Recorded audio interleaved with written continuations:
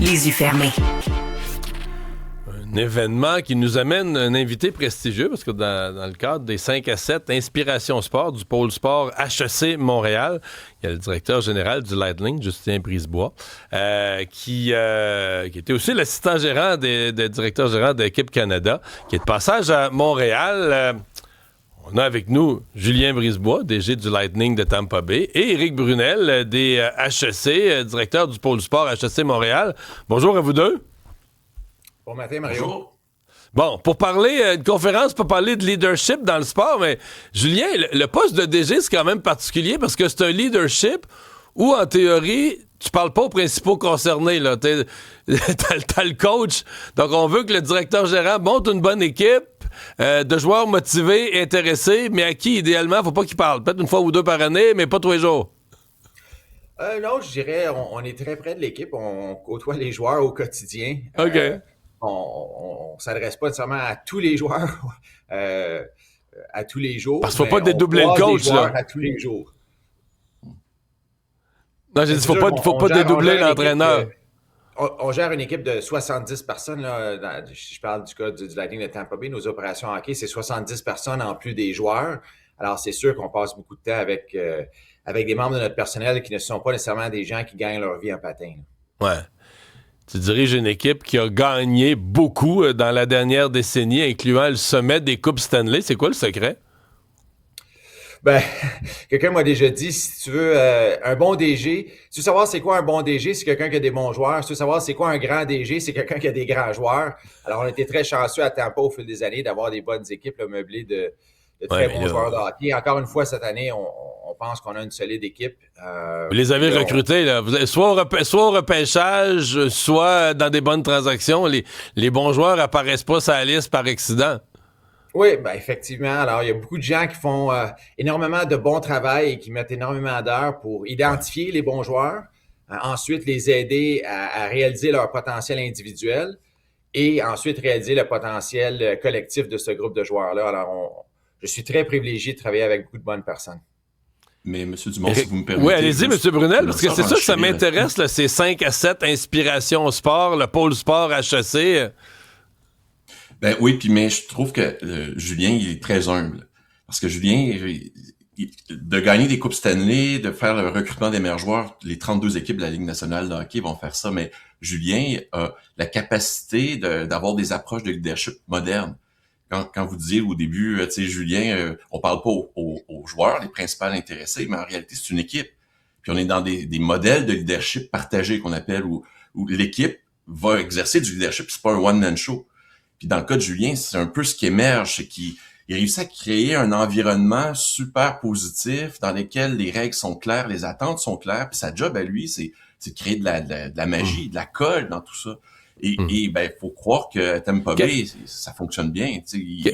Parce que fait que les événements 5 à 7 que vous parlez, ben c'est ça, c'est le genre de sujet qu'on aime aborder. On aime avoir des modèles comme Julien qui peuvent inspirer la relève, l'avenir. C'est tout un conférencier à avoir.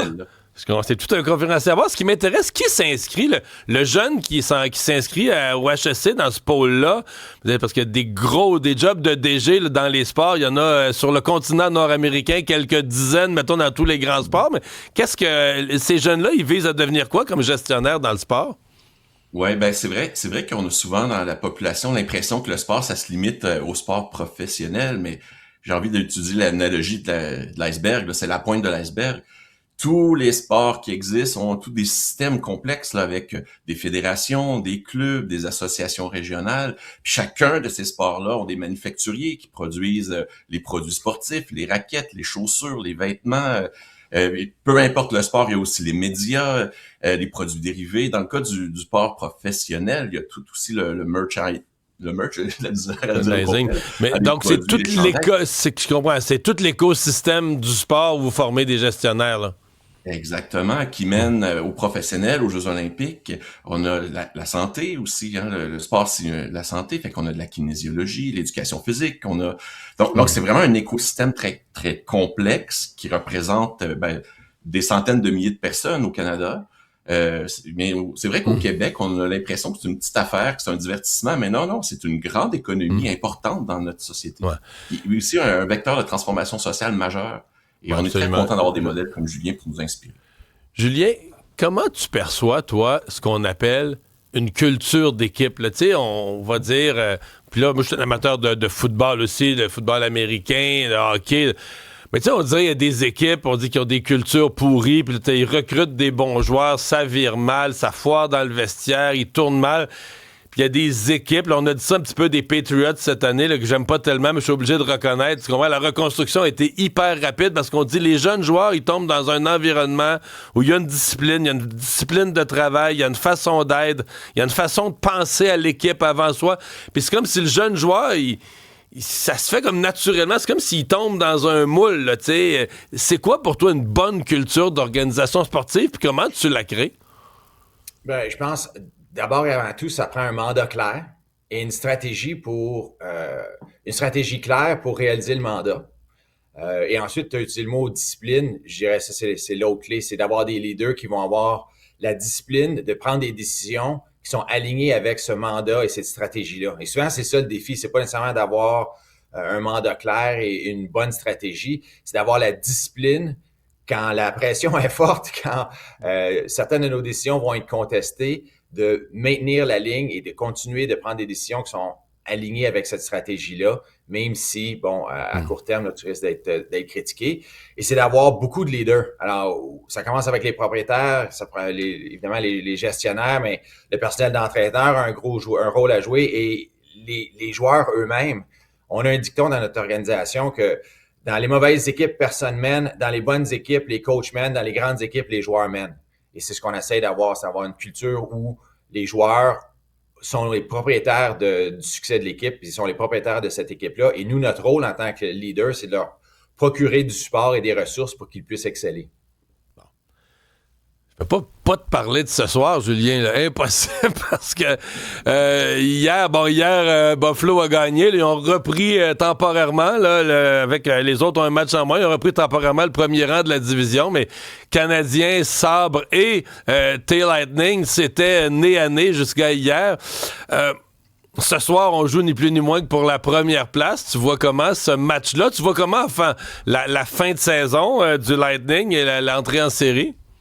Ben, en ce qui est à ce soir, je m'attends à une foule électrique parce que c'est toujours le cas au Centre Bell. Oui. Et on ne se le cachera pas, Cole Caulfield est à un but de marquer 50 buts. Là, ça va être, ça va capter l'attention des partisans. Je pense chaque fois qu'il faut être sur la glace. Alors, je m'attends à une ambiance encore magnifique ce soir. C'est toujours un plaisir de jouer au Centre Bell à cause de cette ambiance-là, à cause de la foule, à cause de l'amphithéâtre lui-même. Alors, ça, c'est... Est-ce que ça motive l'adversaire aussi? Est-ce que vos joueurs ce soir sont plus... ils savent que ça va être ça la foule, puis ça les motive malgré que c'est pas leur foule? C'est sûr, c'est impossible que ça vienne pas te chercher, puis c'est viscéral quand tu es dans l'amphithéâtre. Les partisans le ressentent, les dirigeants le ressentent, les entraîneurs le ressentent, ça va de soi que les joueurs le ressentent aussi. Là. Ouais. Confiant pour... Parce que là, le Canadien est devenu un adversaire sérieux cette année tout à coup, là. Certainement, on le voit au classement, on le voit par les performances sur la glace. On a joué contre le Canadien dernièrement là, à Tampa, ils ont fait une très, très forte opposition. C'est une très, très bonne équipe qui est encore en ascension. Alors, ce sera à nous de compétitionner et d'essayer de ramasser les 2 points ce soir. C'est sûr, ultimement, à ce temps-ci de l'année, quand on s'est déjà qualifié pour les séries, ce qui est le cas tant pour le Canadien que pour nous, l'important, c'est d'entamer les séries le plus en santé possible, le plus frais et dispo possible et être à son meilleur quand ça va compter. Ça, c'est à partir du moment que les séries vont débuter. Ce ne sera pas nécessairement ce soir que ça va jouer, ça. Eh bien, merci à vous deux d'avoir été avec nous. Bonne chance pour la suite.